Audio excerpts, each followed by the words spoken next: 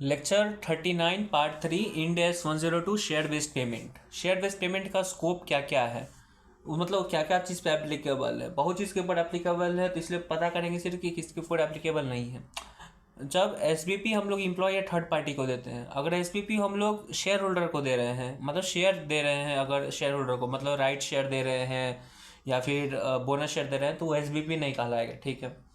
दूसरा, अगर हम लोग कोई बिजनेस है उसको हम लोग अपना शेयर दे रहे हैं, मतलब जैसे कि अगर कोई हमारा बिजनेस खरीद रहा है तो वो हमको अपना वो कंपनी हमको अपना शेयर देगा। ठीक है। तो वो एसपीपी नहीं कहलाएगा। लेकिन अगर क्या हुआ कि अगर एके लिमिटेड अदानी को अगर खरीद रहा है और अदानी का एक एम्प्लॉय जिसका नाम है के, वो अदानी को खरीदने के बाद एके क्या किया कि जो के है ना उसको अपने कंपनी में अपॉइंट कर लिया और उसको एसबीपी दे रहा है। तो अगर इम्प्लॉय को दे रहा है तो वो एसबीपी कहलाएगा। लेकिन अगर उस कंपनी को जो अदानी को शेयर दिया है तो उसको अति नहीं कहेंगे। ठीक है, एसबीपी। और एक फिनेंशियल इंस्ट्रूमेंट करके है जो हमको समझ नहीं आया है। ओके, अब हम लोग एक नया टॉपिक पढ़ने वाले हैं। उस टॉपिक का नाम है ग्रुप एसबीपी। ग्रुप एसबीपी क्या होता है? ग्रुप एसबीपी का मतलब क्या होता है कि तो ग्रुप एसबीपी का मतलब क्या होता है?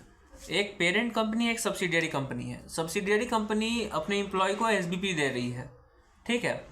तो सब्सिडियरी एसबीपी का प्लान अपने एम्प्लॉयज़ को देगी, लेकिन इसका जो पेमेंट होगा वो पेरेंट कंपनी करेगी। या तो पेमेंट इक्विटी शेयर इशू करके करेगी या कैश में करेगी, क्योंकि इक्विटी जो जो इसका शेयर है वही तो इसका शेयर है, उस हिसाब से लेके चलो।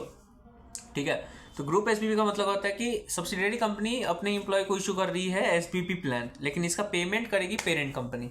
तो अकाउंटिंग किसके बुक्स में होगा? पेरेंट्स के बुक में होगा कि सब्सिडियरी के बुक्स में होगा?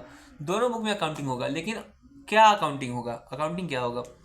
तो हम लोग ये जो क्या उसको एक्सपेंस क्लेम करेंगे वेस्टिंग पीरियड में, वो सब्सिडियरी के बुक्स में करेंगे कि होल्डिंग के बुक्स में करेंगे? भाई एसबीपी दे कौन रहा है? दे रहा है सब्सिडियरी। तो जो भी एक्सपेंस बुक करेगा वो सब्सिडियरी बुक करेगा। ठीक है। तो एक्सपेंस बुक करने का क्या होता है? अथी entry EBE, employ benefit expense account debit to SBP reserve अगर इक्विटी शेयर इशू करना है, टू या फिर टू एसबीपी लाइबिलिटी अगर कैश इशू करना है। ठीक है। तो ईबीई अकाउंट डेबिट कर दिए सब्सिडियरी के बुक्स में, ईबीई अकाउंट डेबिट टू।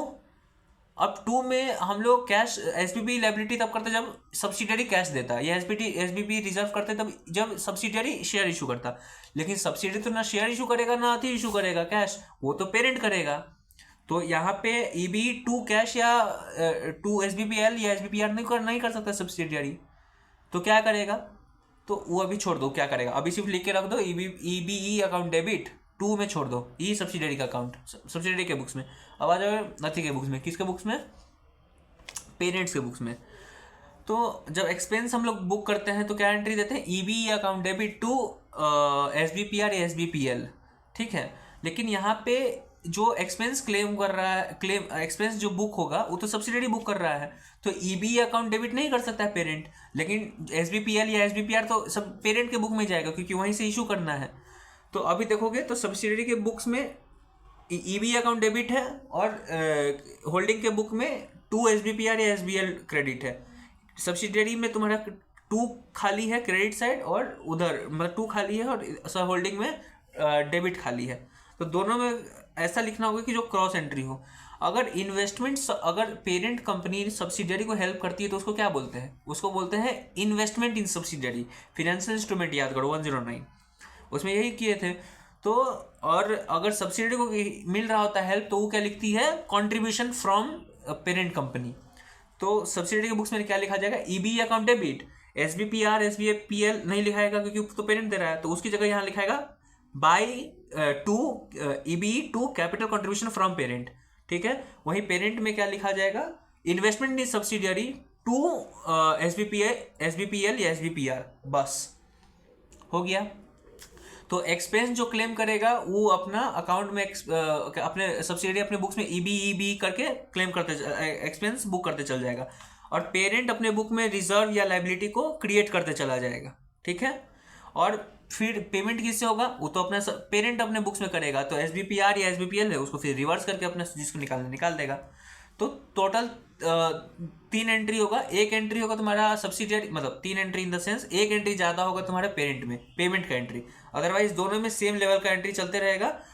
इधर ईबी और इधर आ जाएगा तुम्हारा एसबीपी, एसबीपीआर, एसबीपीएल, ये दोनों में इन्वेस्टमेंट, और ये ऐसे करके काटते काटते तुम्हारा क्वेश्चन पूरा का पूरा बन जाएगा।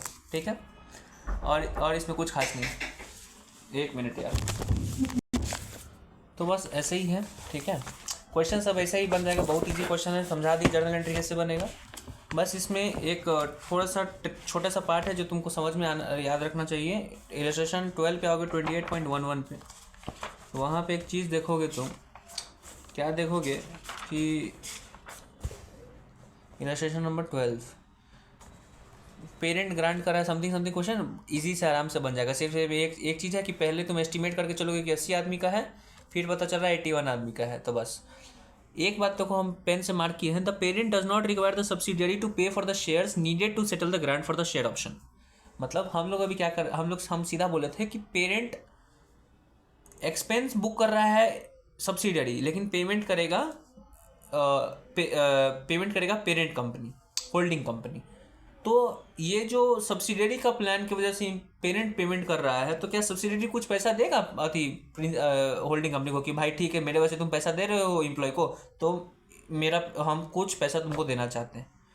तो यहाँ साफ लिख दिया कि parent does not require the subsidiary to pay. ठीक है, ओके, ये जनरल क्वेश्चन है। ऐसा ही इलस्ट्रेशन 15 भी है, सेम वैसे ही है। ठीक है, बस उसमें तुमको इलस्ट्रेशन 15 में थोड़ा सा एक छोटा सा कन्फ्यूजन आएगा।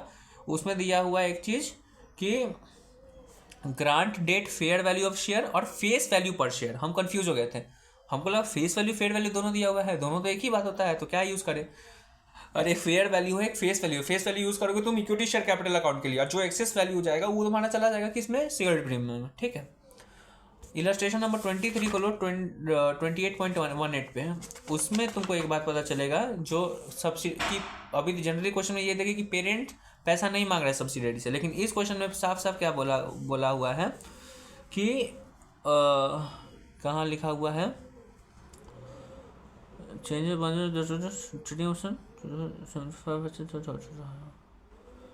तो company has requested to suggest,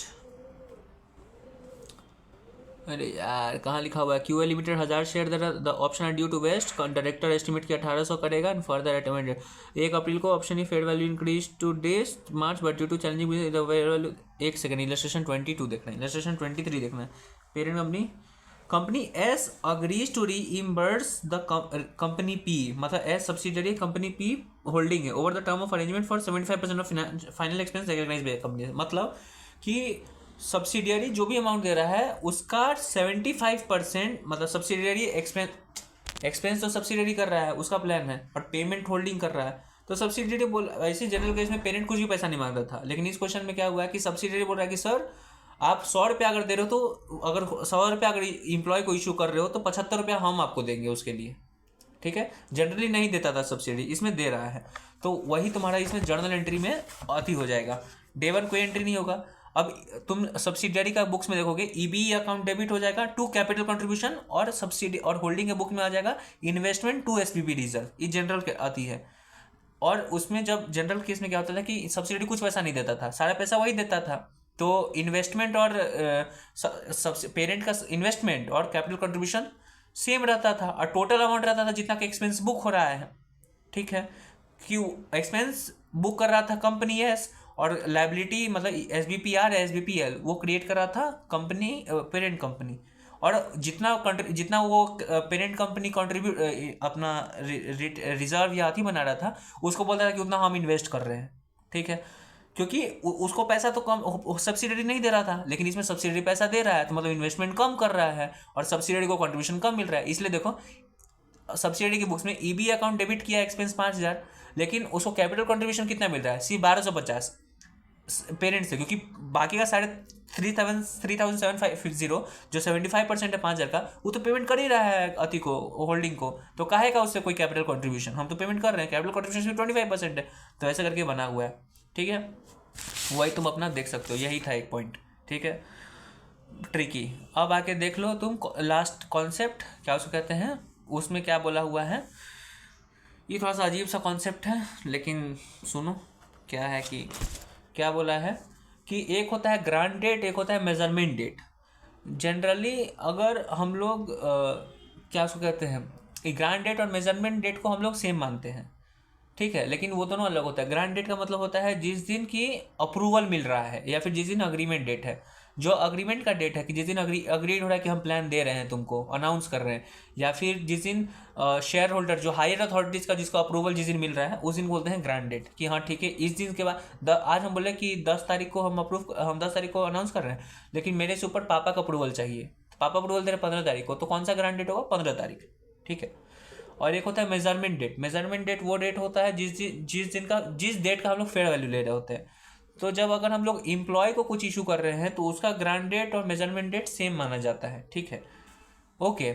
भले ही अप्रूव किसी दिन हो रहा है और अप्रूव अगर किसी दिन हुआ है तो फेयर वैल्यू भी हम लोग उसी दिन का लेंगे जिस दिन का ग्रांट डेट है। मेजरमेंट डेट उसका अलग नहीं होता है, ग्रांट डेट का ही जो फेयर वैल्यू होगा वही मेजरमेंट डेट होगा। लेकिन अगर एसबीपी हम लोग दे रहे हैं थर्ड इम्प्लॉय को, थर्ड पार्टी को, अगर थर्ड पार्टी को दे रहे हैं तो ग्रांट डेट अलग होगा, वो कुछ और डेट हो सकता है, और मेजरमेंट डेट अलग हो सकता है। मतलब फेयर वैल्यू हम लोग दूसरा दिन का ले सकते हैं जो ग्रांट डेट नहीं है। 10 तारीख का अगर ग्रांट है तो हम लोग 18 तारीख का फेयर वैल्यू ले सकते हैं, ठीक है। तो इसके ऊपर एक क्वेश्चन है, वो तुम्हारा कहाँ दिया हुआ है, वो एक क्वेश्चन दिया हुआ है, हम क्वेश्चन नंबर नहीं लिखे हैं, सब बुक में दिए हुए थे। वो लास्ट में हमको लगता है क्वेश्चन नंबर 1 है या क्वेश्चन नंबर 2 है, समथिंग आई डोंट रिमेंबर, एक मिनट। हाँ क्वेश्चन नंबर 1 है। क्या बोलता है, 1 अप्रैल को, क्वेश्चन नंबर 1 पेज 28.21, 1 अप्रैल को न्यूटेक दे रहा है, ग्रांट कर रहा है शेयर इम्प्लॉय को दे रहा है, मतलब इम्प्लॉय को दे रहा है, मतलब कि ग्रांट डेट और मेजरमेंट डेट एक है। मेजरमेंट डेट का मतलब फेयर वैल्यू हम लोग ग्रांट डेट का ही लेंगे। 1 अप्रैल को इशू कर रहा है और अप्रूव हुआ है 30 जून को, ठीक है, द स्कीम वाज अप्रूव 30 जून को, तो ग्रांट डेट क्या हुआ? 30 जून हुआ, क्योंकि जिस दिन अप्रूव हुआ, हम क्या बोले, अनाउंस मतलब जिस दिन अप्रूव हो रहा है या फिर फाइनल अप्रूवल जिस दिन आ रहा है हायर अथॉरिटी का। New tech acknowledge determine the fair value of share option to be valued on 1 April. वो बोल रहा है कि मेजरमेंट जो है मतलब फेयर वैल्यू, वो मेजरमेंट डेट बोल रहा है 1 अप्रैल का होगा और ग्रांट डेट 30 जून का होगा। लेकिन हम लोग अब यही पढ़े ना कि इम्प्लॉय को अगर दे रहे हैं तो मेजरमेंट जो फेयर वैल्यू होगा वो ग्रांट डेट का ही होगा, तो गलत कर रहा है।